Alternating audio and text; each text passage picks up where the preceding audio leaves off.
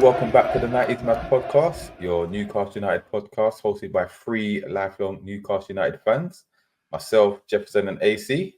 You guys good? How you doing? As good as can be. Yeah? Mixed emotions, my friend. Mixed emotions. Okay.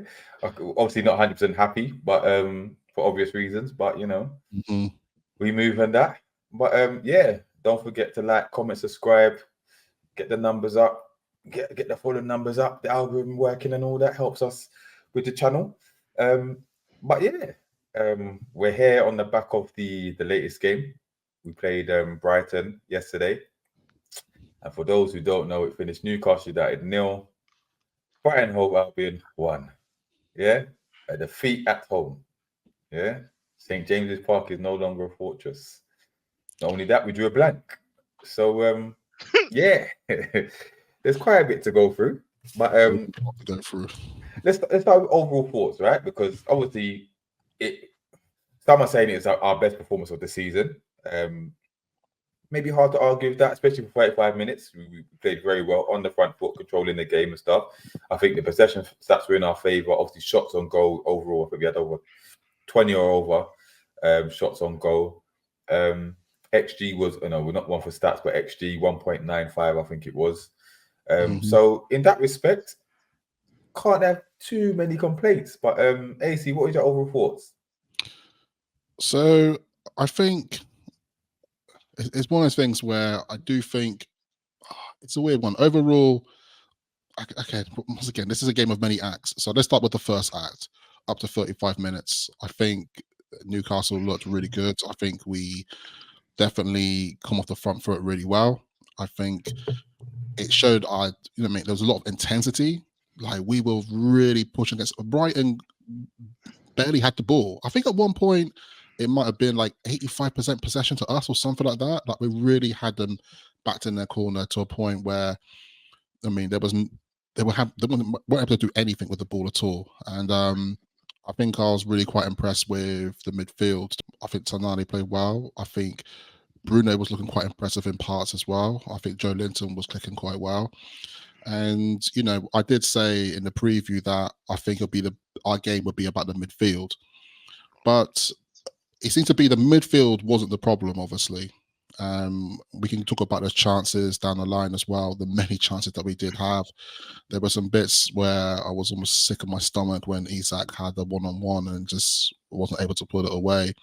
It's quite interesting because when it happened, I thought he would take it around the keeper, and he almost looked like he wanted to do it, and he didn't, and then he changed his mind. And then, when you change your mind in that kind of circumstance at a split second, the chance is gone, kind of thing. And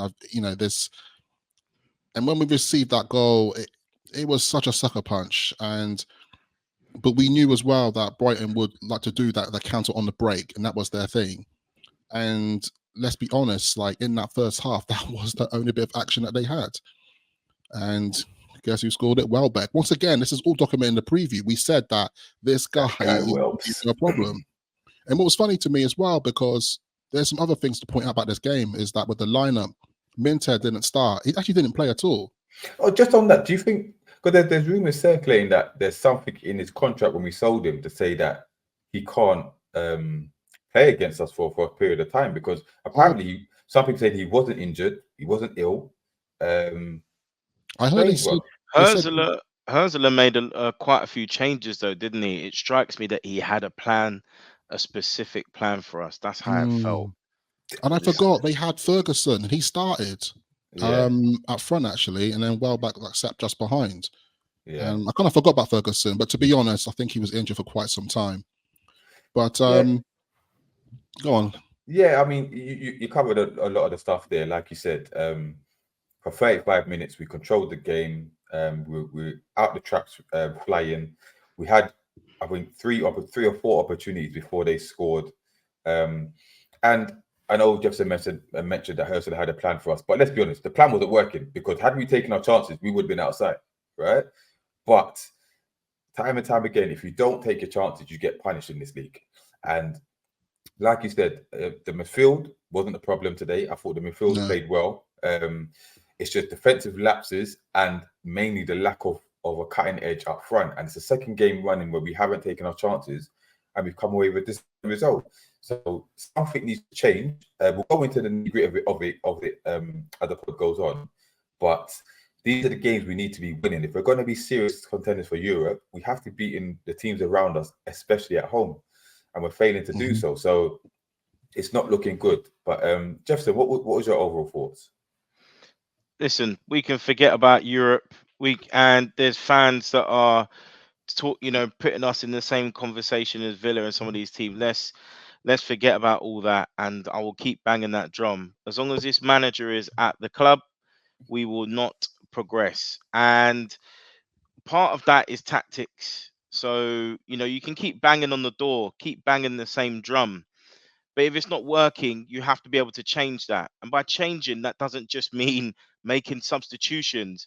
I want to see some bloody tactics. Yeah. Some patterns of play, some different shapes, change the formation. Yeah. Because every manager that's playing us, they're able to develop a plan and stifle our greatest threats. Now, you argue that we missed some chances. Yes, we did. The Isak one, in particular, and the Gordon one as well in the second half. But listen, let's not forget, Byrne made some blocks and interceptions. Nick Pope made 2 key saves. So it weren't like we blew them over. They had chances as well. I'm just sick and tired of it now. I've got to the point I'm sick and I'm tired. We've been on a downwards trajectory now for about 18 months, and it feels like we're sleepwalking because people change the narratives. In the beginning of the season, it's, we're playing badly, but we're getting results, so it's okay. Now we're putting a few chances together. We're not sticking it away, but now it's like, but we're playing well, so let's give it time. Something has to give. Something has to give, because we haven't scored in 7 hours of open play. Okay, so that's the 2 penalties. So when you look at, we'll talk about the goals. We'll talk about the goal in a bit. But again, when you look at it, yeah, we play well in passages, but you have to look at the spirit of the team. They'll knock on the door. We'll play with our intense style. That doesn't work. And then what? So we need to be able to change how we play, and this manager isn't capable of doing that.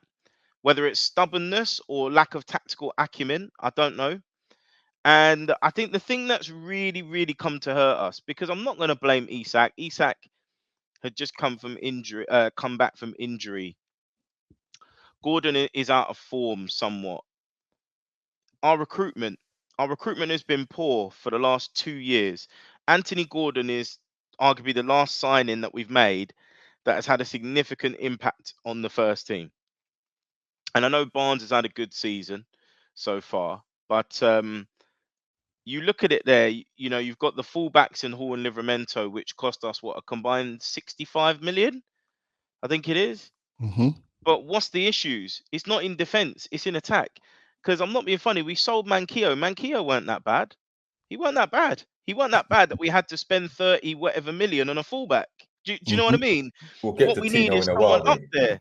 What we need is someone up there, and then again, we talk about the manager kind of the statement he made, without going into too much detail, was that basically, there wasn't anyone he thought could significantly improve this squad. But so this such a is where bullshit I'm at. statement as well. I don't want to jump in and override you on there, but it is such a bullshit statement. The only thing I think we were no one else harshly is available. The only thing I think we're harshly done by is the penalty, because for me it was a penalty, and I don't know why VAR didn't give that, because he clearly. Which one was that one? Veltman. The hand one. Veltman, yeah. I'm not so sure, I'm not so sure. I've seen it again, and I'm thinking, I don't think he has. I think he's putting his chest on it, and he put his arm down, but I don't think the ball's actually touched his hand. It touches here. It touches here. I don't know. I'm not sure. I'm not sold. Watch again. It touches here, and multiple times, bro. And as we know after the Bournemouth game, anything below here is handball. Yeah, I think it's not intentional though. I think and it's not clear and obvious as well. He was on the floor. It's yeah. If it's not clear, clear and obvious error. I don't think it was a clear and obvious error. like to say. I think it looked. I don't know, but we're clutching at straws at the end of the day because we should have put them away, but yeah, let's start from the beginning. So with the lineups, because we spoke about what we thought the lineup would be, and I remember Jefferson, you said you knew Murphy would start, but you'd hoping Barnes would. But we literally got it right with the lineup.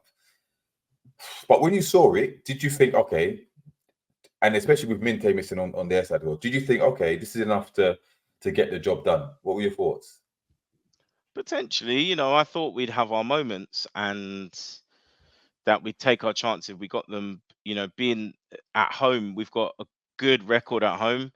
We would get it done somehow, even if it was in the same way. I thought it might have been similar to the Tottenham game, actually, where we got a bit dominated, but we would then take our chances. But that didn't quite work out. Incidentally, and it's a bit of a weird one, we haven't won in the last 4 games since Sean Longstaff was taken out of the side. See, this is the thing. I And saw that stat as well. And Craig Cope was talking about Tonali getting all this protection because apparently the fans booed when rightfully so. Craig Cope is smoking, bruv. I don't know what he's smoking because Tonali was good yesterday. I don't care. Anybody said he was good. We'll get to Tonali anyway. Yeah, we're gonna Craig Cope has got something against Tonali. I'm telling you, bruv. I think he's pissed about the betting thing because there's no way he should have been subbed. That changed the game, bro. When he came off, we were erratic. We looked all over the place, bro, and he played well. Yeah. And Bruno come off as well, and then the midfield just fell to pieces. Yeah, just fell to pieces. But we had 9 minutes stoppage time. Anyway, there's so much to get into. Yeah. There's so much to get into. But with the lineup, were you happy with the lineup? The only thing was, we expected Wilson to be on the bench, and obviously it came out that he's being protected a little bit. But with the starting lineup, were you okay with it? You expect them to get the job done. Obviously, would I have liked to have seen Barnes? Yeah, of course. Okay, AC. To be honest, like it's a very predicted Eddie Howe lineup. Murphy was always going to start, but what's quite weird now, Murphy's quickly becoming a target at the moment because it does go back to the fact that, and I've said it before in the previous pod, we said it so many times, this is that the right wing position just hasn't been upgraded. And maybe like Barnes should have started, maybe not. But the fact is as well that, and I'm going to jump into another topic in here just in general, because I'm hearing a lot of people saying about, oh, the summer, we wasn't that good, blah, blah, blah. And we have to refresh people's memories. It's just like, our manager was very fixated on a centre back, right? And also, like, people have to remember this, the right wing has been the same since pre-takeover. So we're talking like 3 years, people. 3 years we've not upgraded that position. So it's not just based on the past summer. It's just basically this whole tenure since Eddie Howe's been in management of this team just hasn't upgraded that right wing position. I don't know, man. I'm just feeling just like, like Jefferson was saying earlier, I think I'm just getting a bit like, it feels like a rinse and repeat thing here. And I feel like we say a lot of the comments on these episodes a lot. And I feel like I'm just like reiterating what I've said in the past episodes before. It just feels a bit of a groundhog thing. And it's, I don't really want to come into this like super negative, but like, we're going to talk about the next games coming up. And I think it's going to be, it could get ugly. It could get ugly. It's going to be Judgment Day, man. It has to happen. I said before, the rough has to come before the smooth.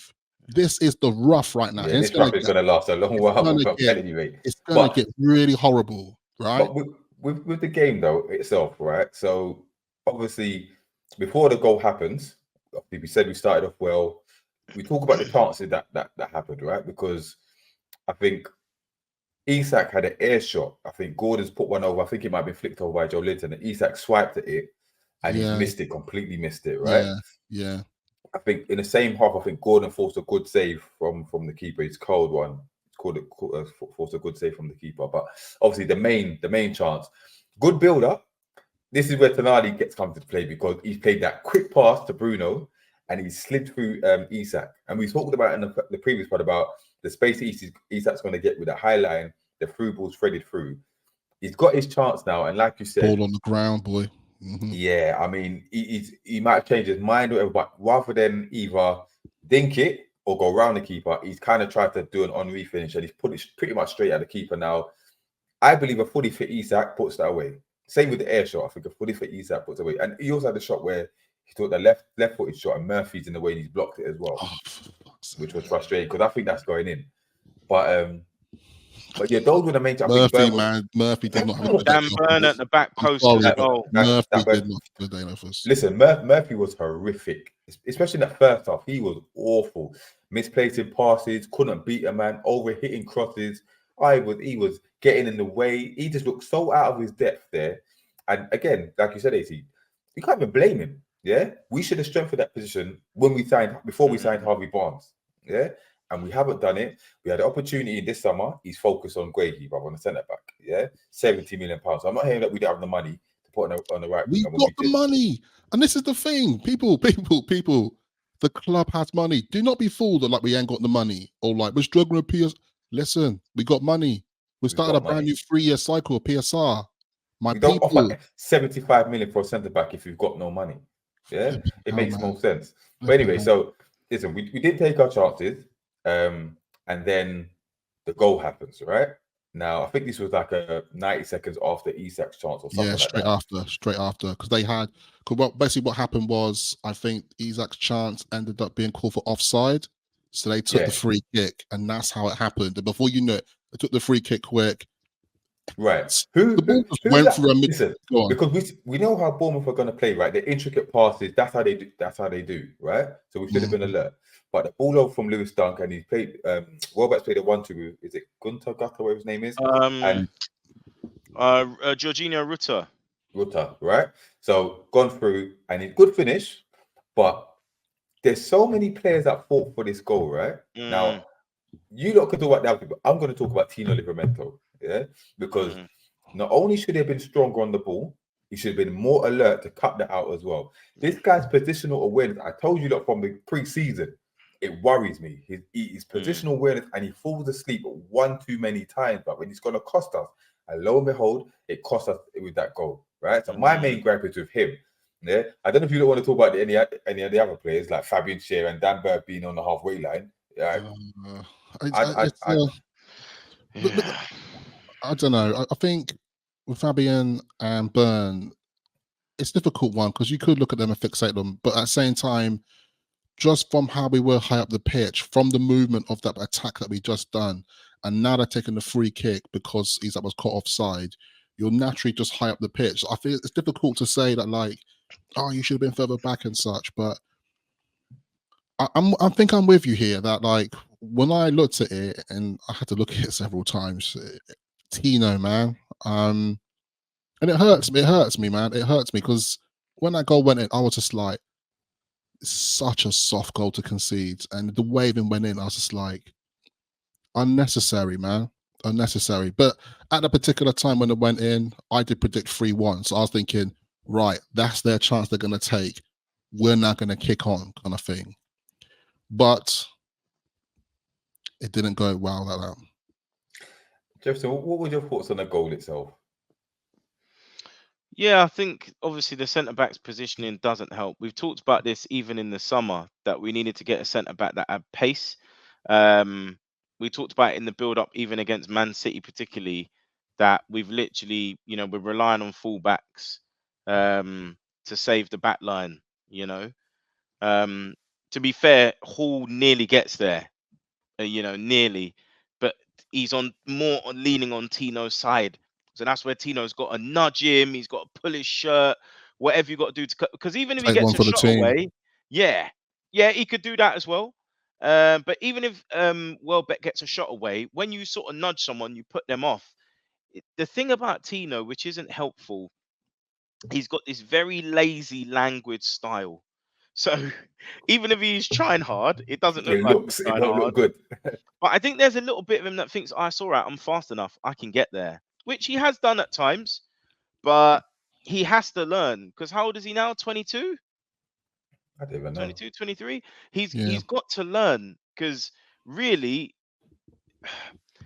you've just got to be alert with this back line because we lack so much pace. It's not like, like Arsenal where they've got like White, Saliba, and Gabriel who all have speed.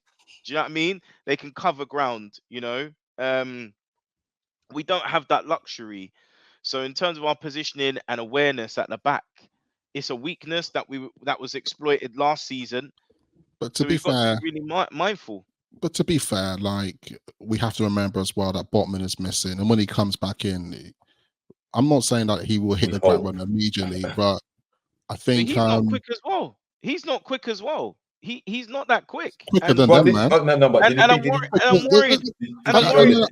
Did you see Longstaff's interview with Shearer and Gary Lineker the other day? Yeah. And he was talking about the two world-class players that we have on our team is Botman and Isak. And he said, when we talk about Botman, he said how fast he is. He said Botman is very, very fast. So in that respect, I think he adds a lot more pace to our back line. Again, if he comes back okay from his injury. Yeah, just to say, I do think Botman has got speed in this locker.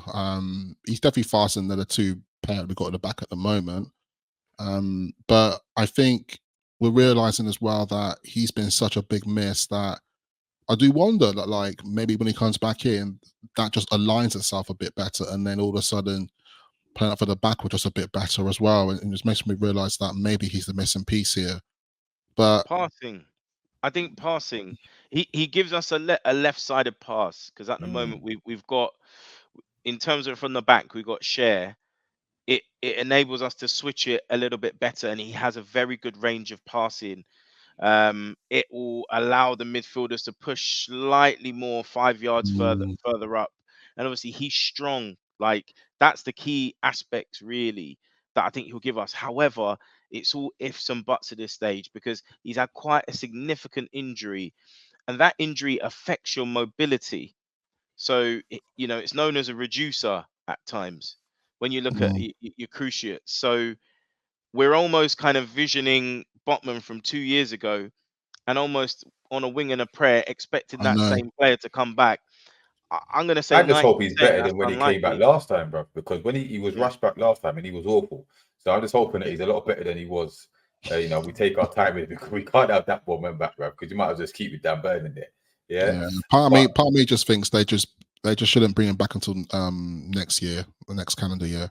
Obviously this season, but don't bring him back before Christmas. I think even if he's ready to, just don't bring him back yet. I don't think there's no need to. But once they score now, and I'm not having this, we were good for 65 minutes. Listen, once they scored, like you said, Jefferson, second half, they created some chances, bro. They created chances. We had that one chance in the second half when Anthony Gordon's gone through and he P-rolled it at the keeper. Like, I don't understand it. But my concern is that listen, I thought it's just gonna be one of them days now. Once they scored and we didn't take our chances, I thought this is just gonna be one of them days again. We're just gonna draw a blank, and that's what happened. But the substitutions that he made, on 65 minutes, he's taken Tonali off. Now, I want to talk about Tonali, bro. Yeah, I know we mentioned it a bit earlier, but like most of the fans are saying, why the hell would you take him off, right? Given how he was playing, because he was passing the ball well, he was putting in the tackles, he's been aggressive, he was pressing from the front, and his positional awareness was really good. And it's no coincidence that he was doing now that he's, I know you said, Jefferson, that we haven't won since Longstaff come out of the team, but we've seen the best of Bruno since Tonali's been in the team. Agreed. Yeah? Absolutely. And you talk about Bruno playing that disciplined role as a six, but sometimes Tonali has sat deep and he stayed there to allow Bruno to push forward. Yes. And he played it well. So I know Eddie Howe, because he played in international week, whatever. Stop that bullshit. Listen, we've got another week before we play again. Yeah, he can handle the 90 minutes. And like I said, it totally unbalanced us when he went off. Now, I get that Bruno was playing well and Joe Linton was doing decent as well. So maybe he thought if it's going to have to sacrifice one of the three, it's going to be Tonali. But I just think it was the wrong call. It totally messed us up. We looked all over the shop when he went off. And that's on the manager. His predictable subs, right? And it hasn't worked. Now, Barnes, he kept Murphy on way too long because, like I said, Murphy was shambolic. He should have been the first player to come off. Exactly. So again, I don't know if it's loyalty to the wrong players that's costing him. What he could have done, you know what he could have done? He could have took off Murphy first, and if you know what, you want to play Russian roulette with it, you could have probably put Joe Willock there. I know Joe Willock mostly plays on the left-hand side, but try a thing because something different. I don't know, man. It actually really frustrates me that Tonali went off because I couldn't believe it. I was actually in shock. I was like, what is? I was like, is he injured or something? I was like, what? Why are you taking him off? Because, and also, I've been checking out some of the stats as well in terms of like accuracy on passing, right? You'll be glad to know, probably surprised actually, that Lewis Hall actually had 90% completion. He played very well. Hall played well. And Lewis Hall played really well. And I want to give him a big shout out. The midfield was good as well. I think Joe Linton was something like 88% accuracy on his passing as well. And Tonali is not too far behind that. So like you're talking about this, like we said, the midfield wasn't the problem. So when you're doing substitutions, you almost shouldn't be trying to tackle that midfield because it's not the problem. Our problem clearly was that right-hand side wing because it got to a point, and I can, you know what, I can start seeing the body language with certain players with Murphy now as well. We can see it. Yeah, you can see it. You can see it. Some players are just not quite happy with like, just like, oh, for goodness sake, man. Even when the problem is, and it hit Murphy, Isak was like, he was fuming. Like, but the problem is though, because of his limited capabilities, we are so one-dimensional. We literally attack down the left-hand side. Right, we've got no number 10. We've got no creativity in the in that final third in the central role. That's why Isak has to sometimes drift out wide or whatnot to get involved in the play. But it's easy. You double up on Gordon, bro. You've got Murphy on the other side who can't do anything. So teams are finding it so easy to defend against us. It's no coincidence that we haven't scored it in overplay in over seven hours. You know what I mean? It's quite. This is where we need a tactician. This is where we need a tactician, D-man.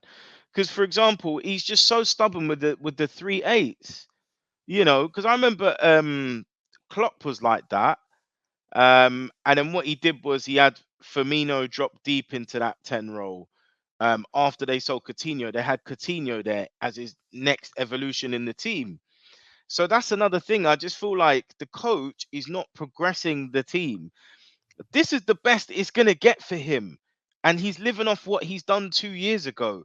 That credit in the bank for me is gone. And all these fans saying, oh, you're ludicrous. All we want is a team that tries. No. We've gone past all of that now. Yeah. You know, the team is going through a transition. We are hoping to be a top 6 club. Honeymoon stage is done. You hear all those clubs saying, oh, we just want a team that tries. No, they want a team that wins. And we have to win no matter how. Do you know what I mean? Yeah, I'm sick point. to the death of it. I'm sick to the death of it now because fans can't tell me they're happy with what they're seeing. Well, you know what? Someone put a great tweet up, right? Yeah. They put a great tweet up. Yeah, I loved it. I thought it was perfect. Southampton, poor. Bournemouth, poor. Spurs, decent. Wolves, 2 wonder goals. Fulham, terrible. Man City, good. Wimbledon, poor. Everton, poor. Brighton, good for 35 minutes. Poor overall. Okay, that's been our season. Okay, how long is a piece of string? To play devil's advocate, right? In the last 2 games, we've controlled possession, we've dominated, right, and we've created chances. So, is there a sign to say, keep doing that, things will happen, goals will come? Is there anything in that? No. I'm gonna be honest with you. I think this is gonna get a lot worse. I'm gonna be up. If you look at that line of fixtures, it's gonna get ugly. And you know, with especially the results of this weekend, Arsenal lost against Bournemouth. Arsenal are gonna be taken out on some certain teams now. They need to catch up on points. Chelsea also lost today against Liverpool. These teams will easily bounce back, but that's the problem with us at the moment. I don't see us easily just bouncing back. It's not that quite easy. But at the moment, we just got so many issues. Obviously, the chances is one thing, but at the same time, we're putting all our pressure on one striker, Isak, because Eddie Howe's not going to use Osula. He brought him in at stoppage time for like the last few minutes, and I was the cheek of it, man. I thought it was disrespectful to Osula, to be honest. I was like, you're taking the piss right now. What can he do right now? If it's, he does this, doesn't he? it's just taking the piss a little bit, and I feel like once again, no, I don't want to bring up like this whole like what's going on with transfer strategies. It's just like the club really messed up not moving on Wilson. I'm sorry to say it, but Wilson is not going to come back into this team. He might come back. I will put him in. Because he's the best finisher at the club. He's the best finisher at the club. Whole season, and Isak would get burnt out again, be injured. This season is an absolute shambolic mess at the moment. But is there something to say? Is there something to say? Listen, it looks like Wilson's close to coming back, right? So if we can get him fit until January, that will be a huge boost for us because, like I said, he's the best finisher at the club.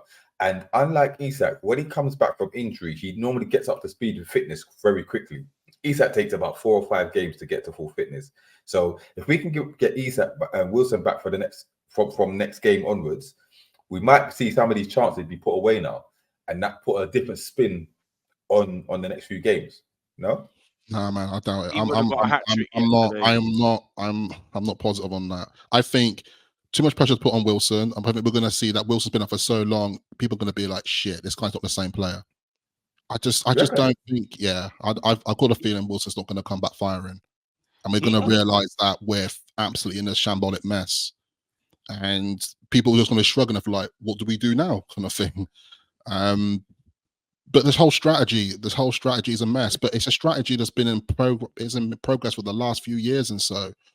Not selling Almiron, not selling Wilson, not upgrading all these positions and such. Fixating on a 75 million centre back this summer, which is plain to see that everyone can see. It's all coming out now. The dirty laundry is up on the line. It's revealed.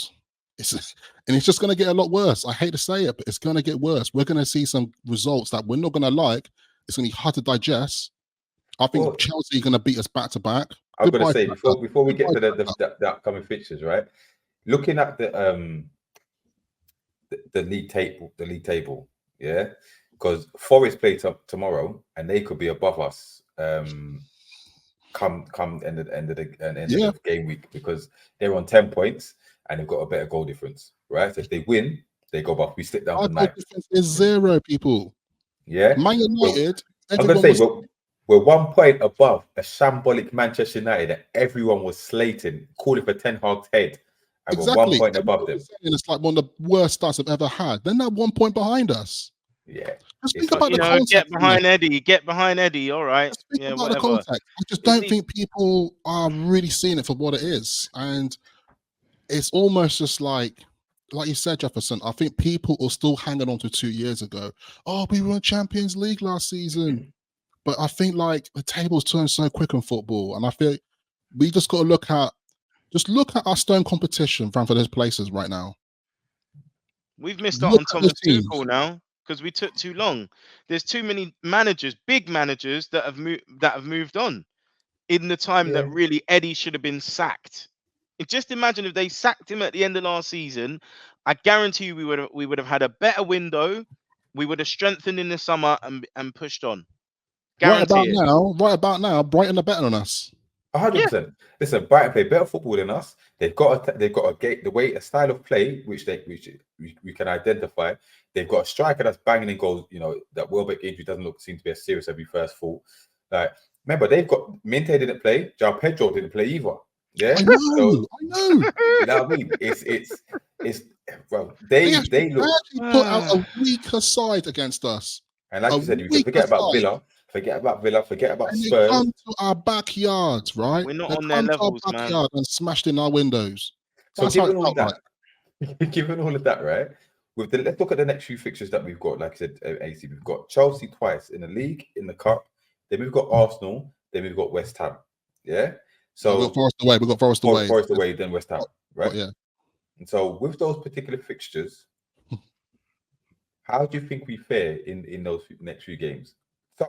Chelsea, obviously, they lost to Liverpool, but they played well. Chelsea played well today.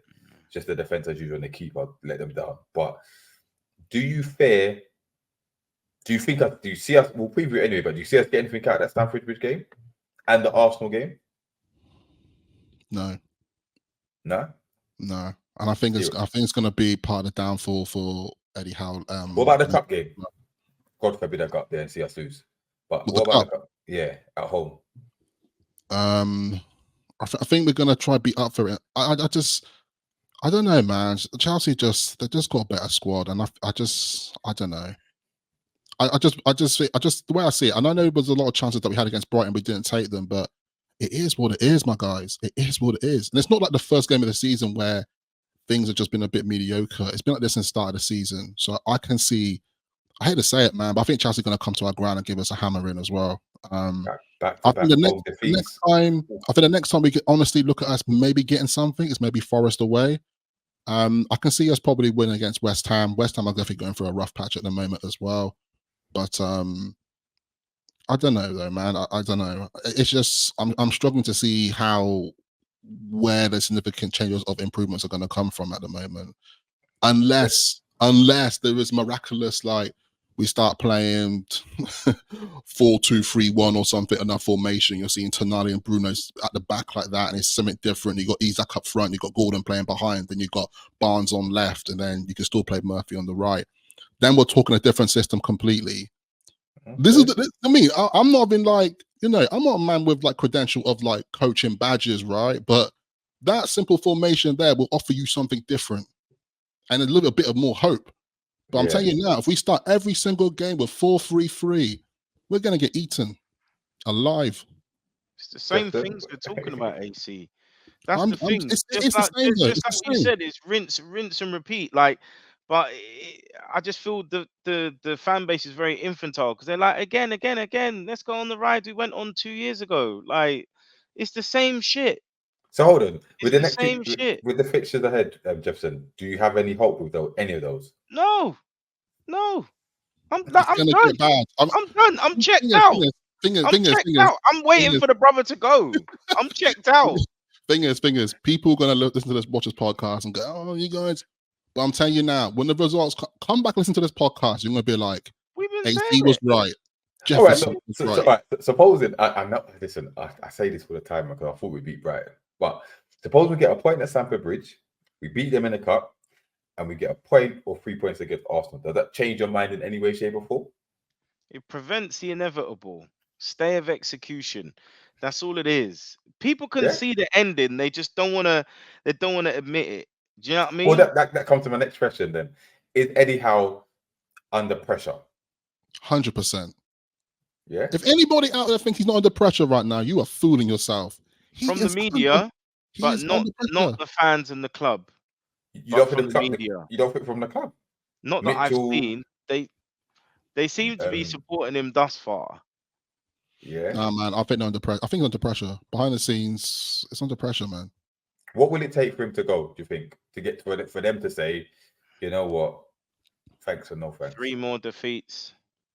Yeah. And mid-table position. I think if we get to West Ham, we've not won a single game, or we lost all those games, it's done.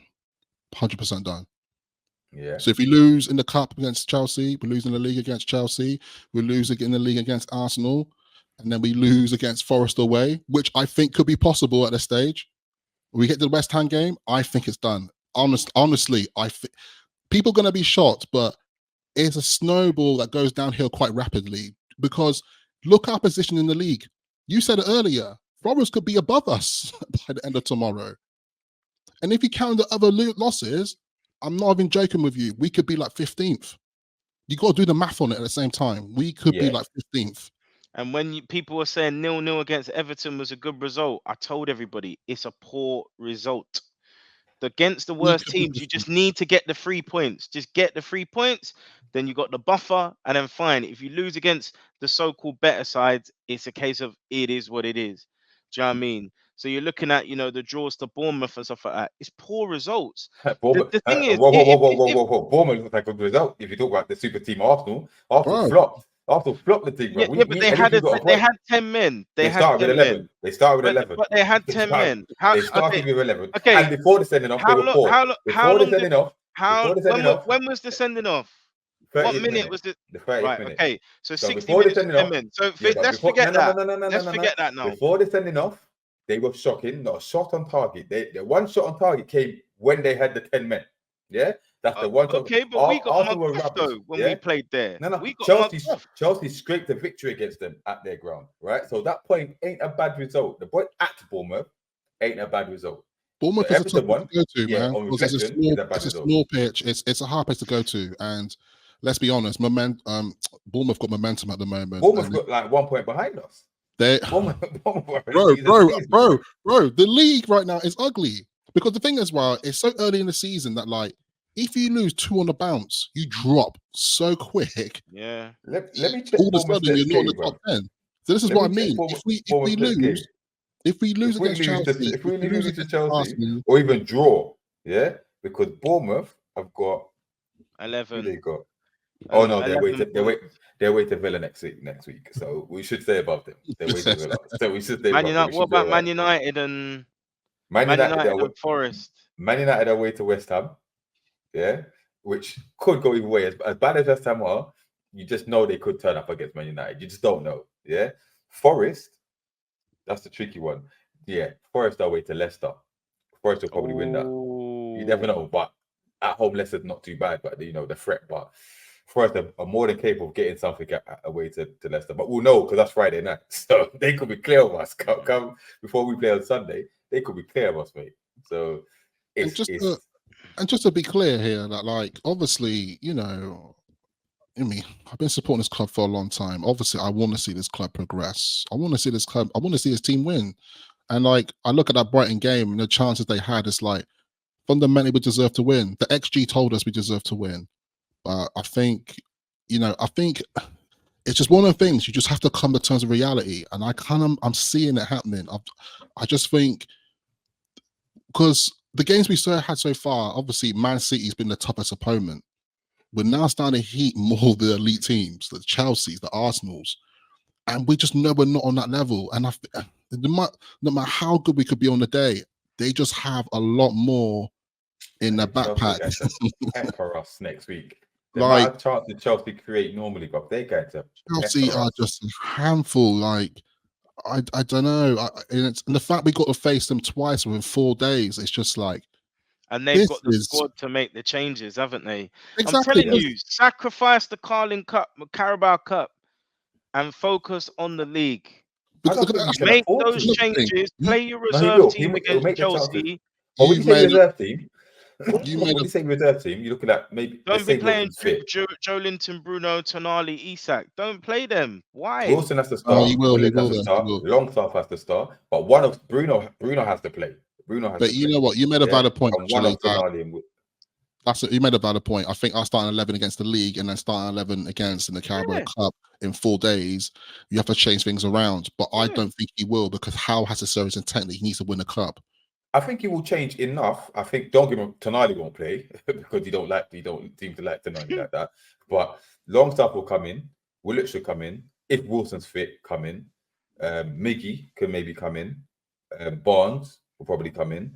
Then you've got, but I think Bruno plays, and I think probably Cher and Burn play, and then you might put Kelly and probably Livramento, brother, and then Pope will play and go because you know we haven't got like trust Oddy, does he? We don't trust Oddy. He don't trust Asula, so he wants a cup because we're not getting top 4. We're not getting top 4. No. It's gone. It's gone. I think six is looking to stretch as well. It's going to be hard unless.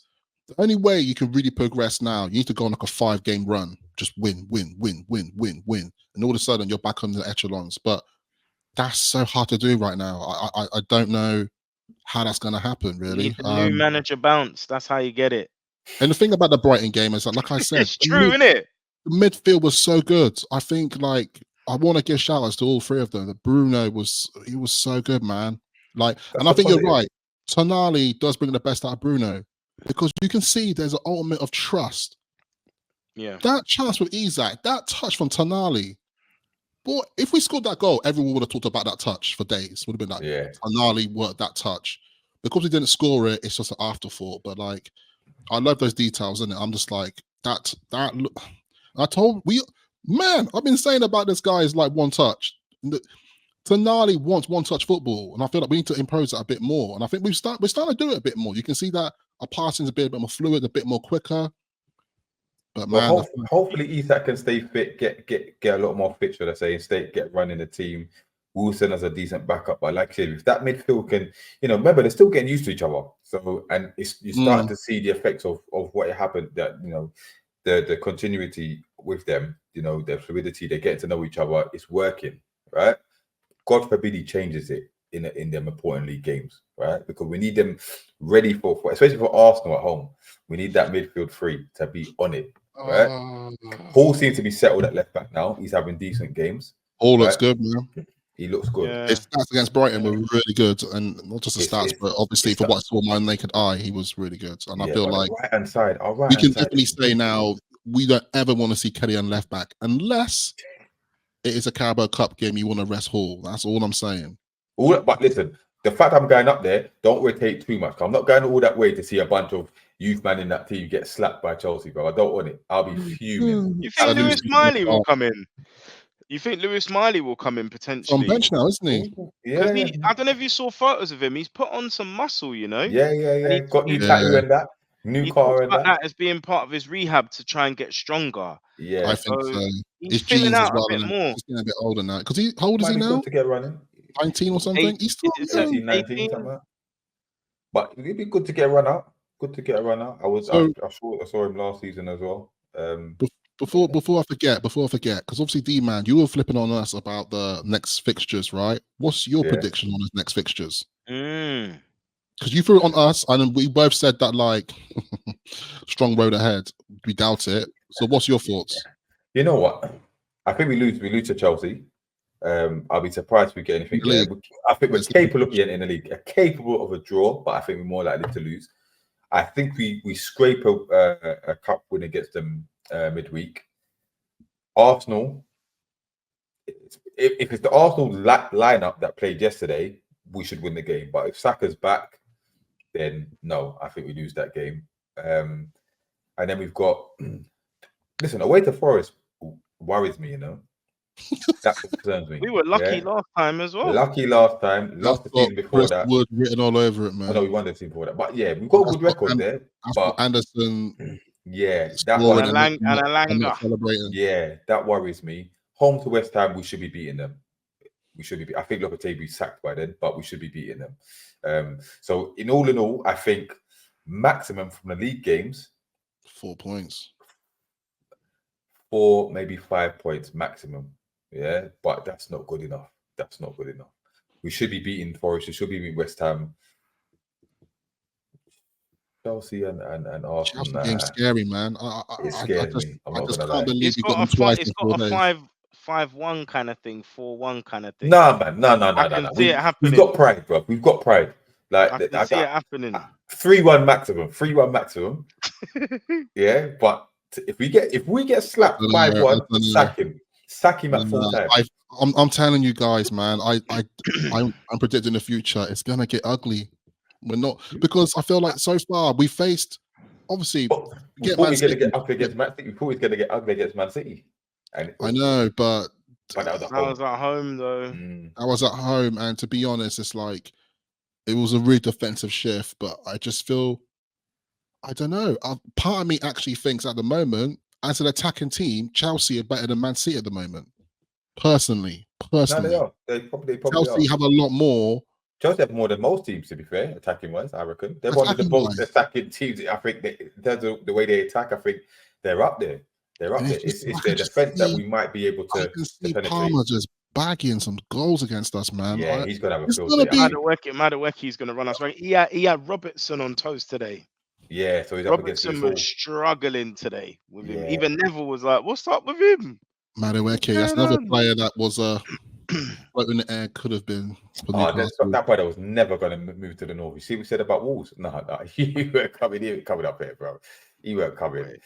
But, he did something on Instagram, and then he said, like, "Oh, sorry, this place is a shithole." He said, but yeah. The thing is, though, just to bring up Eddie again, what I don't understand is you hear people say we've got such a special manager. Like, what makes him so good? I'm still a bit lost here because I don't see anything in game that makes it good. And if you look at someone like Brendan, right? Now I know Brendan his biggest thing was the Brendan FA Cup, Rodgers. wasn't it? But at least his teams play really good football. You can see how he changes things tactically. But when he got, I think, was it 5th, and it was a collapse because they were like 2nd for most of the season. The same thing happened the next season. At least he backed it up with 2 top 6 finishes. Eddie hasn't done that. So I don't see where like people are like, we've got this special manager. We should feel so lucky. He needs more time. We tailed off the end of last season. We've continued how we finished last season. I haven't seen any improvement. So I'm really still at a loss. The support, Maybe the fan base is like zombies. I don't know. Maybe they're seeing something I ain't seeing. I don't know. We lost one more game than Arsenal, one more game than Liverpool. You know, maybe it's not the end of the road. Maybe they are encouraged by the performance that we put in yesterday. It's the best performance of the season. Maybe they're seeing it's an encouraging sign. I don't agree with it. No goals in 7 hours. I don't know though. Open play. It just goes back to the old argument of performance versus results, because you could perform all good as you like, but if you're not winning no games, it don't mean shit. But there's a flip side. We were getting the results and performing poorly, and we were still cutting. So it's like, I know. A few games back, we were winning, and I was still upset. And now we're not winning, and I'm still upset. So I'm probably the hardest person to get happy on the show. But yeah, I don't know, man. We're going to preview the Chelsea game midweek. Hopefully, have 1 or 2 special guests on there. But yeah, I think that's a good place to leave it. Eddie out. There's no point asking. Eddie out. Out. Leave our club. Out. But yeah, don't forget you can catch on the audio on the Apple Podcast and Spotify. Leave your comments in there. So thanks for watching. But until next time, we're out. Peace. Peace. Ugly. Peace, people. Peace.